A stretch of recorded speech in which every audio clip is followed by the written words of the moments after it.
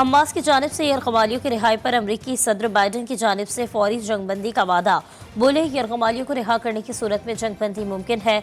Israel ने रफा पर चढ़ाई की तो इससे हथियार फराहम नहीं करेंगे।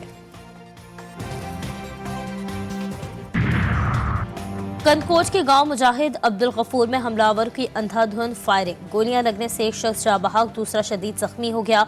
लाश और जख्मी को अस्पताल मुंतकिल कर दिया गया। हमलावर फायरिंग करते हुए फरार। पुलिस के मुताबिक वाक़या देरनी दुश्मनी के बायस पेश आया।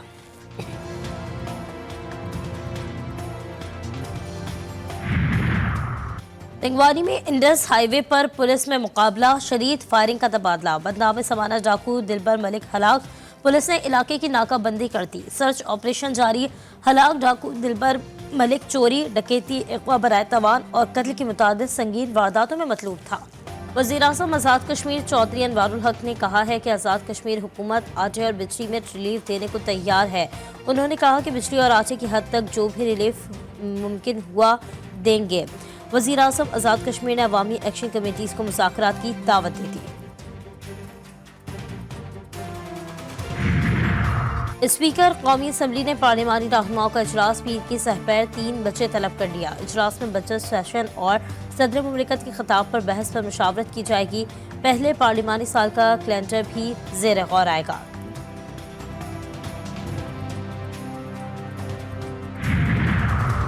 और जीत का ख्वाब अधूरा। जापान ने पाकिस्तान को शिकस्त देकर पहली बार अजलान शाह हॉकी टूर्नामेंट का टाइटल अपने नाम कर लिया। मैच का पहला पेनल्टी शॉट आउट पर हुआ। मुकर्रर वक्त पर मुकाबला 2-2 गोल से बराबर रहा। जापान ने पेनल्टी शूट आउट में मुसलसल 4 गोल स्कोर किए। पाकिस्तानी खिलाड़ी 5 में से सिर्फ 1 गोल कर सके। कौमी टीम ने 2003 के बाद पहली बार टूर्नामेंट के फाइनल के लिए क्वालिफाई किया था। जो तुम्हें ग्रांट मिलती है वो भी बंद करूंगा, और अगर ज्यादा तू तमीज के दायरे में ना रहा और दोबारा तुमने इस तरह बिलो द बेल्ट बात की, तेरा मैं फ्यूल भी बंद कर दूंगा। तेरी गाड़ियां भी मेरी एडमिनिस्ट्रेशन डिपार्टमेंट की हैं, तुम्हारी मैं गाड़ियां भी बंद कर दूंगा। मुझे मजबूर ना कर, अपने काम से काम रख, तुम्हारा ये काम नहीं है। खैबर पख्तूनख्वा में सियासी कशीदगी में इजाफा। गवर्नर और वज़ीर आला आमने सामने। अली अमीन गंडापुर की फैसल करीम कुड्डी को एक और ललकार। कहते हैं औकात में रहें, आपका सियासत से कोई ताल्लुक नहीं, बस बाय बाय टाटा किया करो। मजीद कहा, इस मरतबा किसी का लिहाज कर रहा हूँ, आइंदा जवाब दिया तो गिला नहीं करना। आपकी गाड़ी का तेल तक हमारे बजट से जाता है। ऐसा ना हो गवर्नर हाउस को वर्सा करार और अजायब घर बनाकर अवाम के लिए खोल दूं। गुंडागर्दी करोगे, जो जबान इस्तेमाल करोगे उसी जबान में जवाब आएगा। जब उन्होंने कल कहा, और मैं एक आईनी होते हुए बैठा हूँ, कि हम गवर्नर हाउस में भी दौड़ जाएंगे, मुझे गवर्नर हाउस का तहफ़्फ़ुज़ करने आता है। अगर वो कल इस पे रिहर्सल करना चाहते तो मैं तैयार, उसे साथ करने को तैयार हूँ। मुझे गवर्नर रहने दें, गवर्नर ना रहा तो तुमसे बड़ा बदमाश बन जाऊंगा। गवर्नर खैबर पख्तूनख्वा फैसल करीम कुड्डी की वज़ीर आला अली अमीन गंडापुर को वार्निंग। बोले, नाचने वाले घोड़े रेस नहीं जीता करते। जो गवर्नर हाउस पर कब्जे की बात करेगा उसको इसी जबान में जवाब दिया जाएगा। उनका मज़ीद कहना था कि जवाब जज की बाजियाबी तावान की अदायगी के मुमकिन है। रिहाई के बदले 5-7 करोड़ तावान सरकारी फंड से दिया गया। तहरीक इंसाफ में इख्तिलाफात शिद्दत इख्तियार कर गए। पार्टी रहनुमाओं के खिलाफ बयान देने पर शेर अफजल मरवत को शोकॉज नोटिस जारी। 3 रोज में जवाब तलब। नोटिस में कहा गया कि शेर अफजल मरवत ने साथी रहनुमाओं के साथ ताल्लुकात खराब करने की कोशिश की। पार्टी डिसिप्लिन के खिलाफ वर्जी भी की गई। शेर अफजल मरवत ने पार्टी रहनुमाओं को कब्जा माफिया करार दिया था।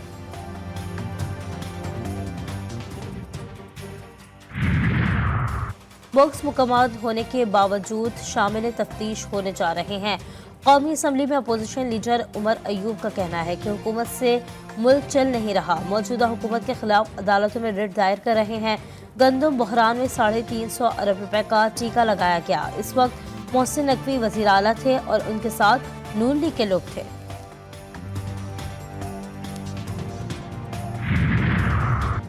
अमीर जमात इस्लामी ने इलेक्शन 2024 को फिर ड्रामा करार दे दिया। कोयटा में जलसे से खिताब करते हुए हाफिज नईमुर रहमान का कहना था कि जो कुव्वत रखते हैं वही आइन को पामाल करेंगे, तो किससे उम्मीद रखें। ہم کسی ادارے اور پارٹی کو مکمل غلط یا صحیح نہیں کہتے، نظام کو بہتر کرنے کی ضرورت ہے۔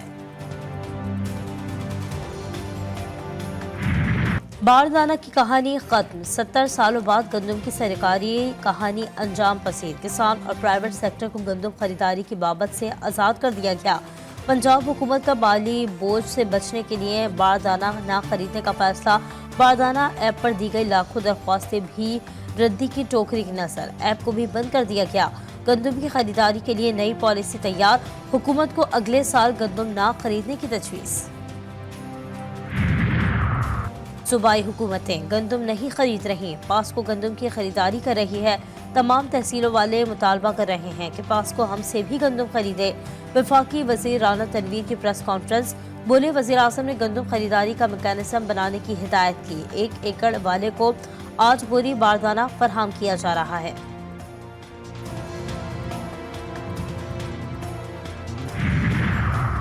اسپیکر قومی اسمبلی نے پارلیمانی رہنماؤں کا اجلاس پیر کی سحر 3 بجے طلب کر لیا۔ اجلاس میں بجٹ سیشن اور صدر مملکت کے خطاب پر بحث پر مشاورت کی جائے گی۔ پہلے پارلیمانی سال کا کیلنڈر بھی زیر غور آئے گا۔ 12 مئی کراچی کی تاریخ کا ایک اور سیاہ ترین دن، 12 مئی کے فسادات کو 17 برس مکمل، اصل ذمہ داروں کی تاحال سزائیں نہ مل سکیں، وکلا کی عدم دلچسپی کے باعث 19 مقدمات سرد خانے کی نظر ہو گئے۔ سابق چیف جسٹس افتخار چودھری کی کراچی آمد پر خونی کی ہولی کھیلی گئی تھی۔ پرتشدد واقعات میں 45 افراد جاں بحق اور سینکڑوں زخمی ہوئے۔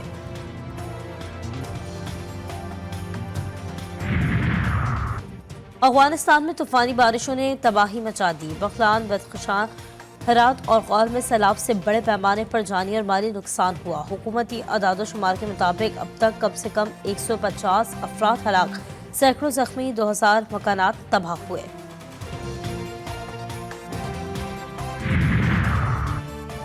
اسرائیل نے جنوبی غزہ میں فوجی کارروائیوں کو تیز کرتے ہوئے مزید ہزاروں فلسطینی پناہ گزینوں کو رفح چھوڑنے کا کہہ دیا۔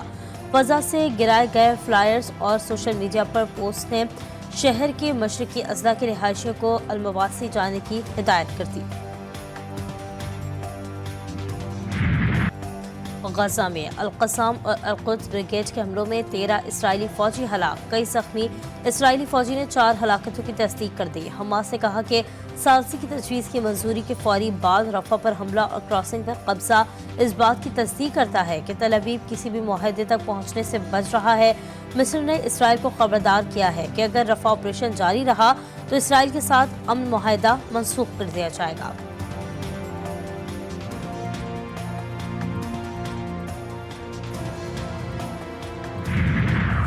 اقوام متحدہ کی جنرل اسمبلی میں فلسطین کی رکنیت سے متعلق قرارداد کی منظوری پر اسرائیلی نمائندہ آگ بگولا ہو گیا، دوران خطاب قرارداد کی دستاویزات پھاڑ دی۔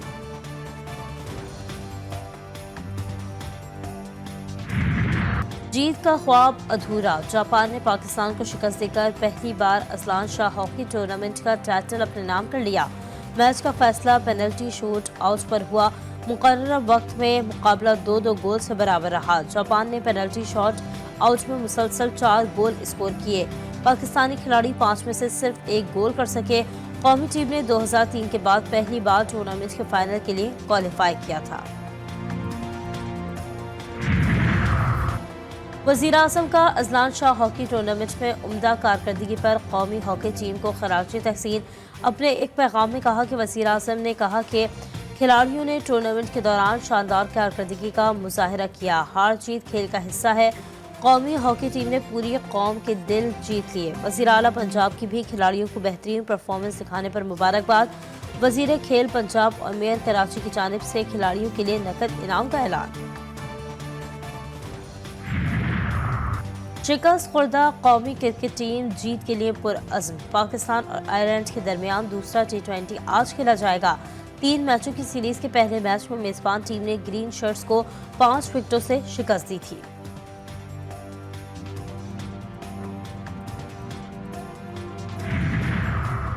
پاکستانی ویمنز کرکٹ ٹیم فتح کی پٹری پر نہ آ سکی، انگلینڈ کے خلاف پہلے T20 میچ میں 53 رن سے شکست۔ میزبان ٹیم نے پہلے کھیل کر 163 رنز بنائے تھے۔ قومی ویمنز کرکٹ ٹیم जवाब में 110 रन बना सकी।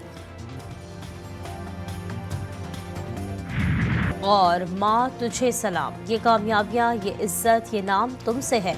माँ की अजमत से कोई भी इंसान, मजहब, कौम और फ़िरका इनकार नहीं कर सकता। इस अजीम हस्ती को खराज तहसीन पेश करने के लिए पाकिस्तान समेत दुनिया भर में आज माँ का आलमी दिन मनाया जाएगा।